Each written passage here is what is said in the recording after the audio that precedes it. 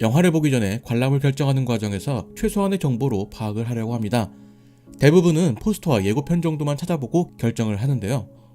이 영화는 포스터만 보고 영화의 관람을 결정했습니다.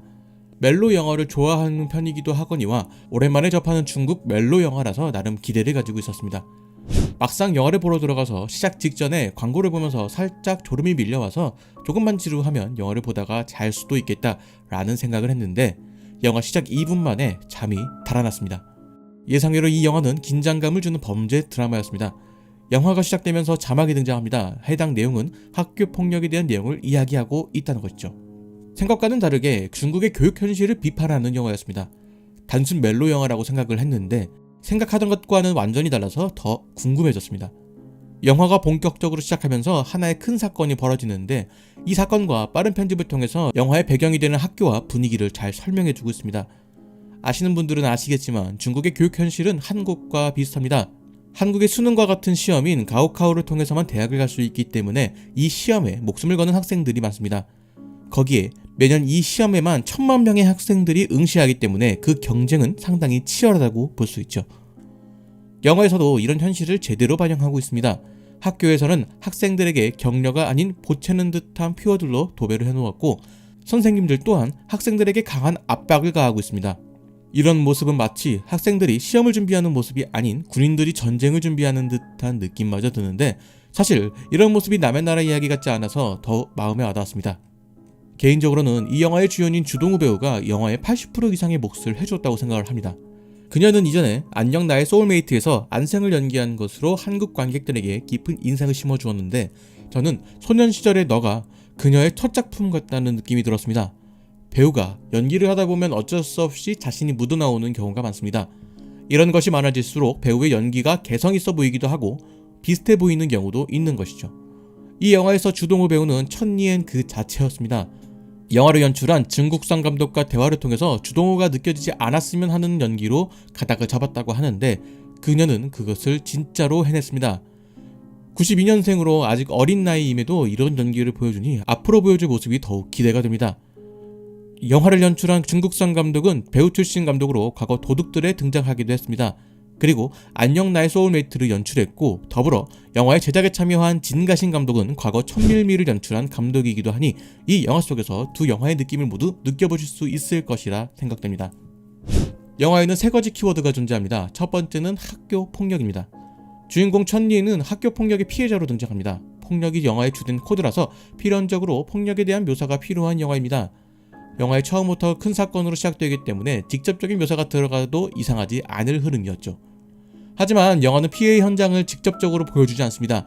이는 영화가 피해를 직접적으로 보여줌으로써 자극적인 장면을 노출하는 것보다는 피해자가 겪을 감정과 고통에 집중하겠다는 것으로 해석해 볼 수 있습니다.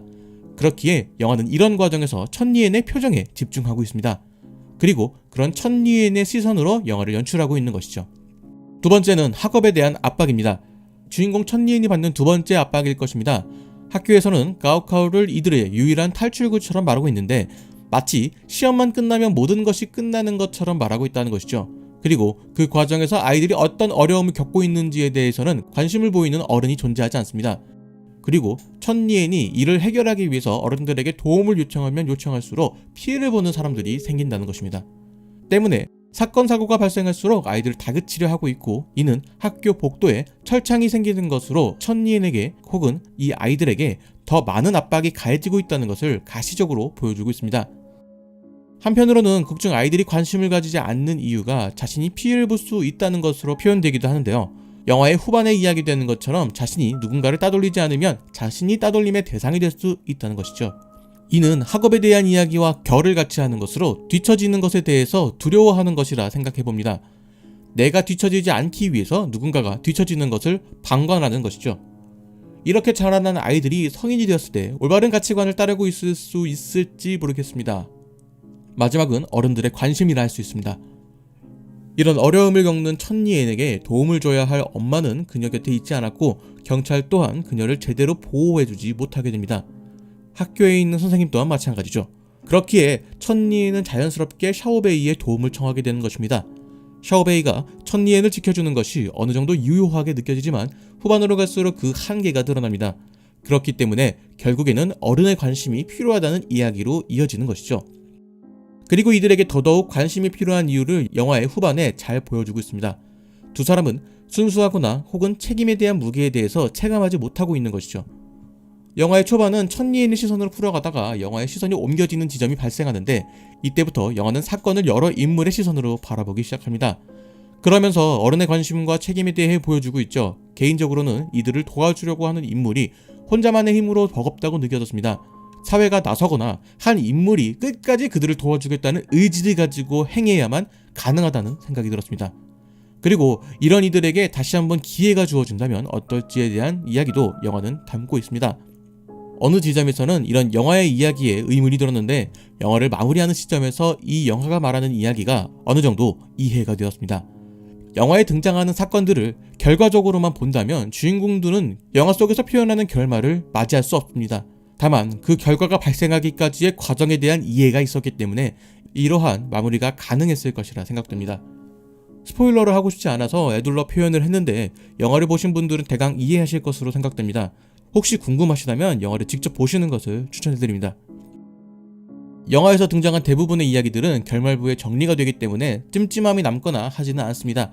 그렇기에 오히려 끝나고 생각해볼 만한 이야기거리나 감흥이 적다고 생각할 수도 있겠죠.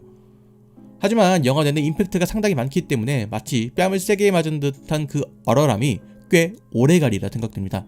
개인적으로는 별 기대하지 않고 본 영화였는데 상당히 만족스러워서 기분이 좋습니다.